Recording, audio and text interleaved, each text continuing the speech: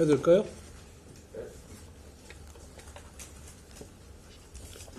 21대 대통령 선거가 6월 3일로 확정되었습니다.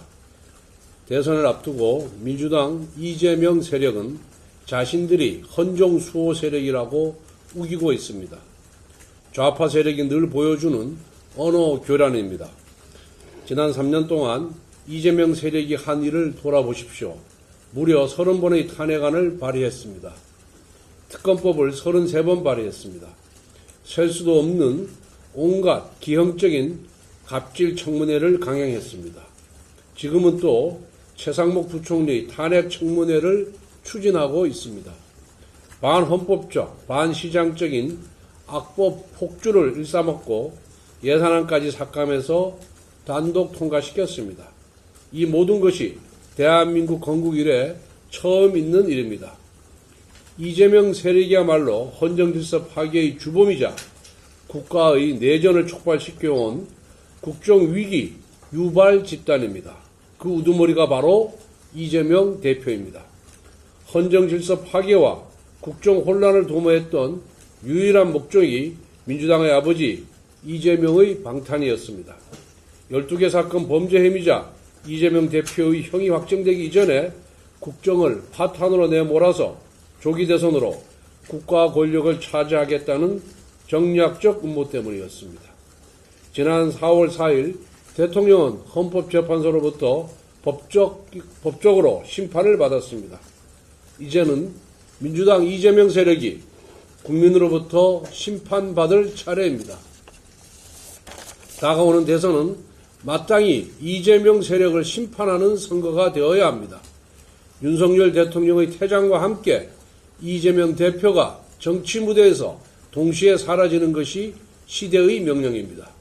지금 이재명 세력은 입만 열면 내란 종식을 외치고 있습니다.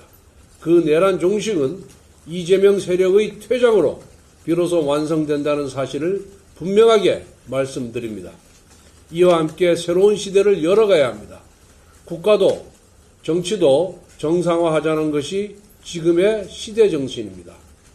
6월 3일 대선은 87년 체제를 종식시키고 제7공화국의 시작점이 되어야 합니다. 그동안 의회와 정부는 연쇄 탄핵과 계엄과 같은 극단적인 조치를 주고받았습니다.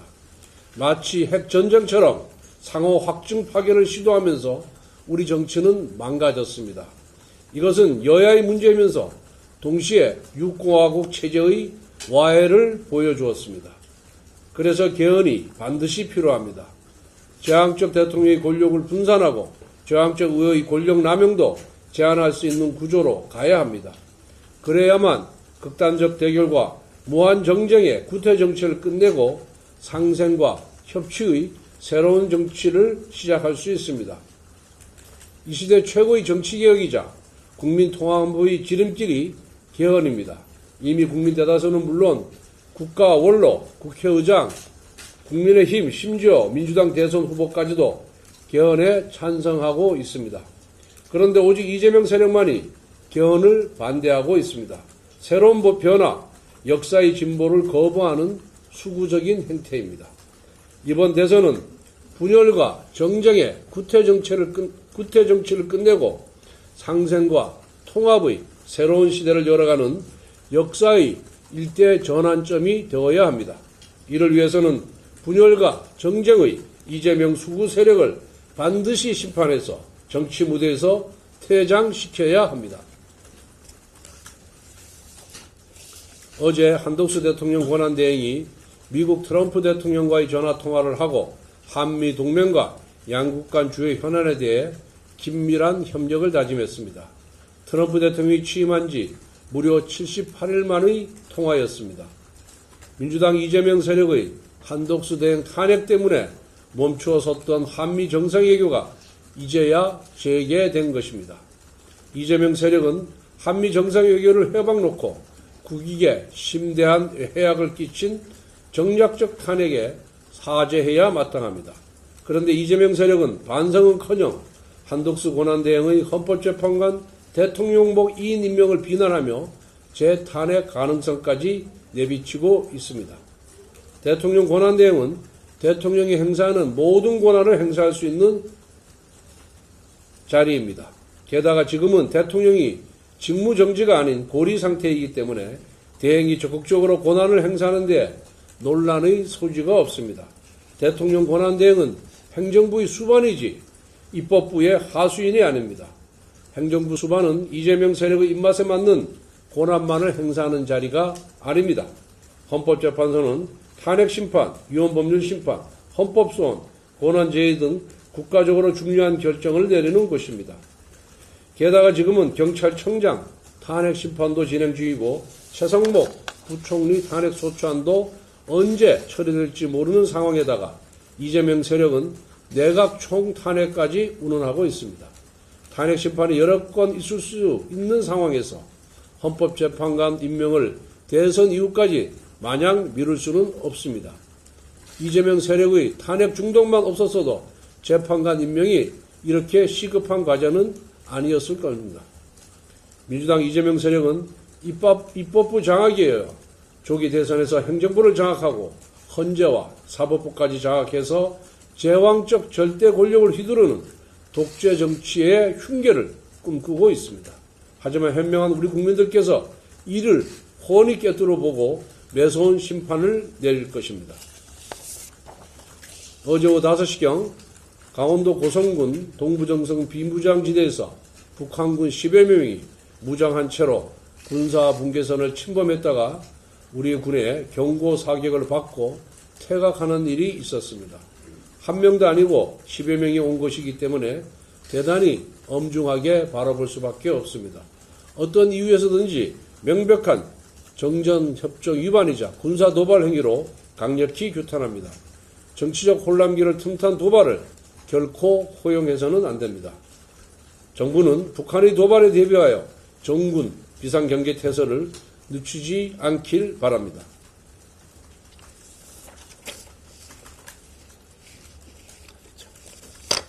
자, 지금부터 질문 받겠습니다.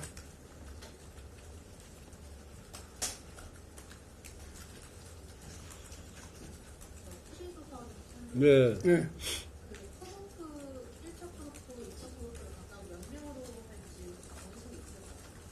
그거는 오늘 10시인가요?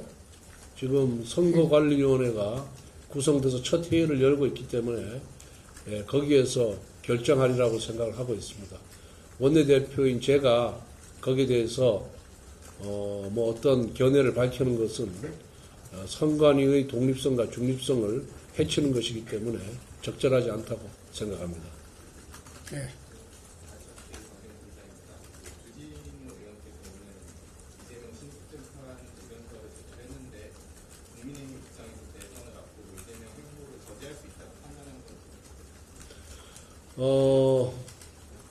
이재명의 행보를 저지하거나 이런 의도는 아니고 모든 재판은 신속 공정하게 처리되어야 하는 것이 원칙이기 때문에 그 원칙을 다시 한번 법원에 촉구한 것으로 이해하시면 될 것 같습니다.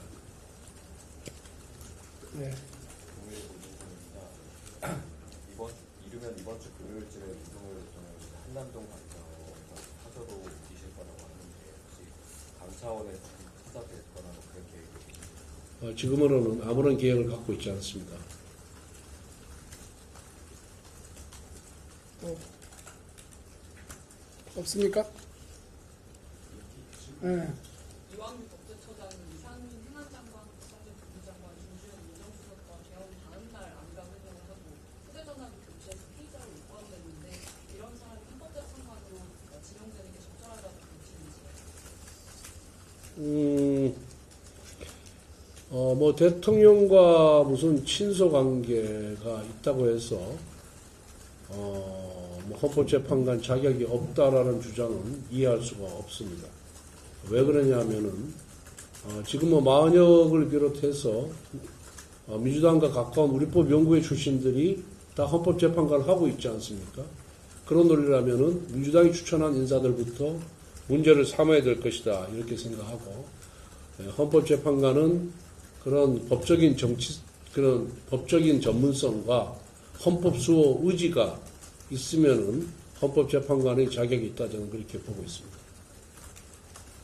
대표님, 그러면 그 내란방송 혐의로 피의자 입건된 거는 문제가 별로 없다고 보시나요? 민주당의 고발로 인해서 입건이 된 거지, 무슨 뭐 인지한 것이 아니지 않습니까? 민주당이 지금 수도 없이 저도 고발당해 있어요. 저도 내란 동조 혐의로, 내란 무슨 선동 혐의로 고발되어 있습니다.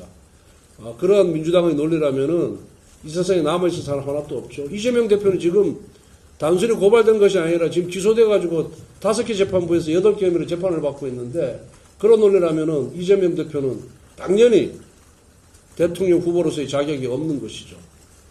예. 그렇게, 이완규 헌법재판관 후보에 대해서 그런 논리로 비판하려면은 이재명에 대해서도 똑같은 논리로 비판해 주기를 빕니다. 제가 공고드립니다.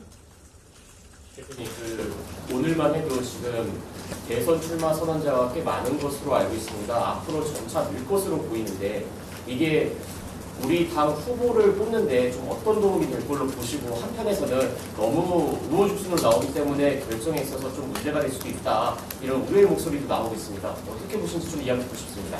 우선 뭐 정당인이 자신의 그런 목표를 이루기 위해서 개인적인 결정을 하는 것에 대해서는 그것이 뭐 잘했다 잘못했다라고 평가하는 것이 적절치가 않고요. 나름대로 지금 출마를 선언한 분들이 지방자치단체라든가 국가 운영에 대해서 경험이 많은 분들입니다. 그만큼 내가 대통령이 돼서 대한민국을 개혁하고 국민을 통합해서 국민 민복을 위해서 내가 내 능력을 발휘하고 싶다. 또 그만큼 의지도 있고 자신감이 있다라는 그런 표현으로 이해를 해주시면 될 것 같고, 또 한편으로는 많은 우리 당의 후보들이 나선다는 것은 민주당의 이재명 후보가 여러 가지 약점을 많이 갖고 있기 때문에, 법적 도덕적인 그런 리스크를 갖고 있기 때문에 이런 법적 도덕적 리스크가 많은 이런 이재명 후보가 과연 국민들의 선택을 받을 수 있겠느냐라는 자신감에서 출마 선언을 많은 분들이 출마 선언을 하는 것이 아닌가 저는 개인적으로 이해하고 있습니다. 그러면은 한덕수 총리에 대한 의견도 나오고 있는데 이 부분에 대해서 좀 어떻게 보시는지도.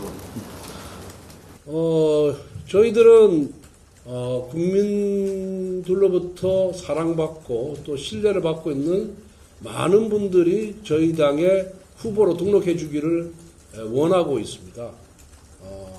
그거는 그렇게 될 경우 경선 과정이 좀 더 치열해지고 또 그 치열함 속에서 또 국민들의 관심을 환기할 수가 있고 또 모을 수가 있기 때문에 뭐 누구는 되고 누구는 안 되고 이런 생각은 전혀 없다. 그리고 모든 것은 그 룰에 따라서 우리 경선 규칙에 따라서 결정되는 것이기 때문에 뭐 누구는 되고 누구는 안 되고 뭐 아주 파렴치한 사람, 이재명 같은 파렴치한 사람을 빼고는 저희들은 모든 분들이 후보 등록하는 것에서 대찬성을 하고 그렇고 또 뭐 한덕수 대행 같은 경우에도 요즘 뭐 보니까 언론지상에 이름이 계속 오르내리고 있고 또 많은 의원들도 또 그분을 선호하는 분들이 많이 계셔요.